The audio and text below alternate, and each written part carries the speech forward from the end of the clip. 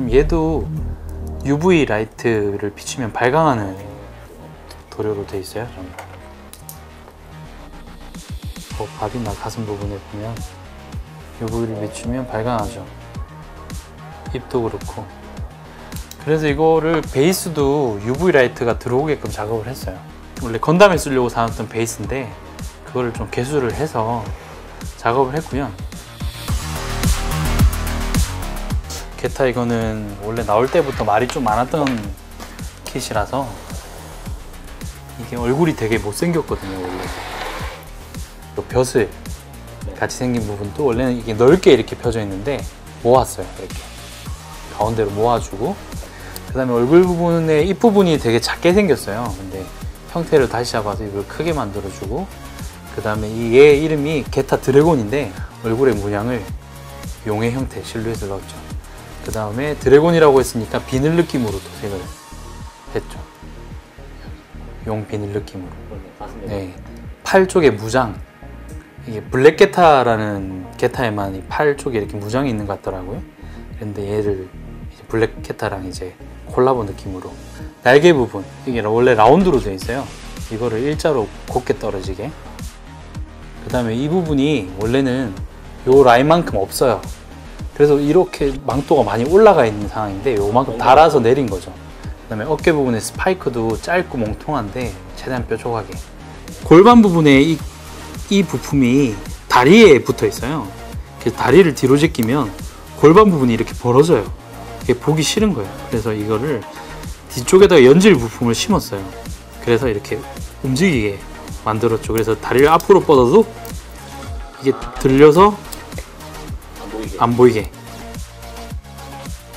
킷 자체나 무기는 최대한 반짝반짝 빛나게, 그다음 베이스는 최대한 웨더링을 줘서 약간 더럽게 만들어서 대비를 줬어요. 그래도 얘는 슈퍼 로봇이잖아요. 그러니까 이 로봇은 더러워지지도 않고 이렇게 긁히지도 않는 강함이 있다, 이런 걸 보여주고 싶어서.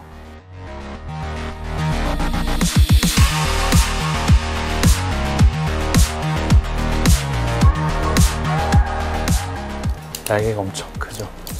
패트레이버라고 그 애니메이션에 나왔던 기체인데, 그리폰.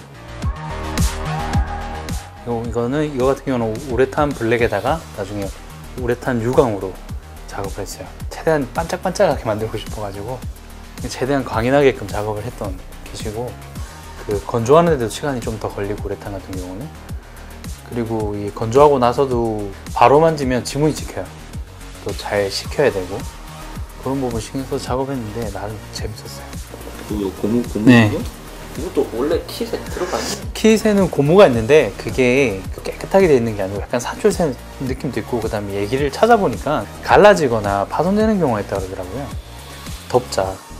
그러면 장갑, 저희가 도색할 때 이제 장갑을 끼고 하니까 그걸 한번 써보자 이래가지고 하니까 잘 맞더라고요. 여기 목 부분하고 팔하고 요 다리띠 부분 관절, 그 다음에 여기 골반 부분도 다 그렇게 작업을 했어요. 허리도 그렇고. 막 이렇게 탁 올라오니까. 그쵸. 그래서 요 케이스를 알아보고 구했어요. 색이 바뀌기도 하니까. 특히 광나는 킷은 작업하면 이렇게 보관하면 이쁠 것 같아요. 이런 게 고용하는 재미지 싶어요. 불멍이라 그러죠. 그처럼 비슷하게 이렇게 보고 있어요.